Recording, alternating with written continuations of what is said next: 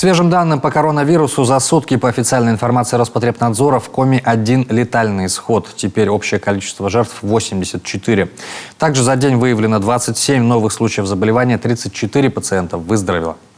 Тенденция позитивная, поэтому в Усинске и Ухте с сегодняшнего дня отменяется карантин по COVID-19. Постановление об этом подписала вице-премьер Галина Рубцова.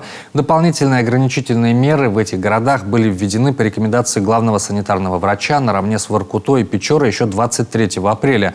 В итоге 12 августа из карантина вышла Воркута. Там количество новых заражений существенно снизилось. 18 августа карантин снят из Печоры. При этом для всех жителей республики, напомним, продолжает действовать масочный режим в общественных местах и транспорте. А гражданам старше 65 лет до 7 сентября вовсе без экстренной необходимости нельзя покидать места пребывания. И вот как свежие данные и другие новости из жизни республики прокомментировал в своем традиционном обращении исполняющий обязанности главы Коми Владимир Уйба. Уважаемые жители республики, добрый вечер. Сегодня снова работаю на выезде. Сегодня я посетил Сосногорск и Ухту. Расскажу обо всем по порядку. Сегодня в Сосногорске состоялось открытие нового здания железнодорожного вокзала. Это грандиозное событие не только для Сосногорска, а для республики в целом.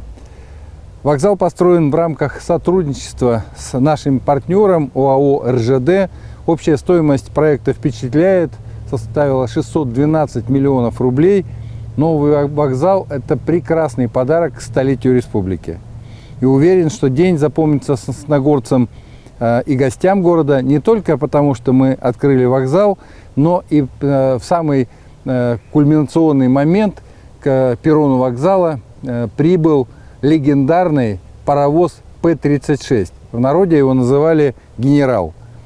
Привез этот паровоз историческую композицию, посвященную 75-летию Великой Победы в Отечественной войне. Сегодня я побывал в Сосногорской кадетской школе, где возрождают и развивают традиции кадетского образования. Мы оценили готовность школы к новому учебному году. И хочу сказать, что этим летом здесь был проведен очень большой ремонт.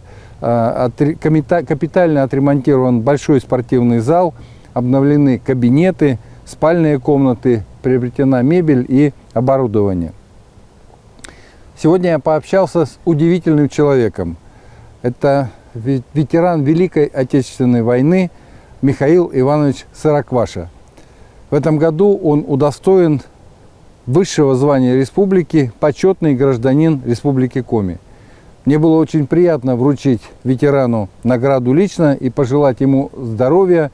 И надо сказать, что в свои 93 года Михаил Иванович великолепно общается, у него прекрасная память, он читает стихи наизусть.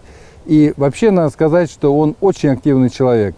Он с удовольствием встречается с молодежью, рассказывает им о подвигах во время Великой Отечественной войны. И такой, настоящий патриот Родины. Сегодня я также побывал в учреждениях здравоохранения в Ухте, в Ухтинской физиотерапевтической поликлинике, которая одной из первых в стране начала проводить работу по реабилитации пациентов после ковида. Надо сказать, что здание физиотерапевтической поликлиники уникальное. Оно построено было в конце 80-х годов. И сегодня по проекту это лучшая физиотерапевтическая поликлиника в республике. И мы приняли решение с тем, чтобы проводить в ней капитальный ремонт, возродить эту физиотерапевтическую клинику не только для жителей Ухты, но и в целом для таких реабилитационных циклов, реабилитационного лечения для жителей республики, да и не только республики, а и для жителей России. Также я осмотрел Ухтинский межтерриториальный родильный дом. Он обслуживает 5 районов республики, и сюда привозят пациенток со сложными случаями. Здесь в рамках соглашения о соцпартнерстве с компанией «Газпром» был проведен капитальный ремонт приемного отделения, выписного помещения с входной группой, наземный переход и проведена замена 2 грузопассажирских стационарных лифтов. Теперь здесь созданы условия, которые можно назвать экспертными. Более того, в августе этого года заключено дополнительное соглашение между ПАО «Газпром» и Республикой Коми, которое предусматривает уже работы по капитальному ремонту всего здания роддома, и общий объем финансирования 300 миллионов рублей. И в завершении, как обычно, об эпидситуации. Сегодня в республике лабораторно подтверждены 6480 случаев заболевания коронавирусом. Прирост за сутки 27 человек. Под медицинским наблюдением 1398 человек. Выздоровели 5477 человек. За сутки мы хорошо выздоровели 34 человека. Уважаемые жители республики, это все, что я хотел рассказать вам сегодня. Будьте здоровы, берегите друг друга. До завтра.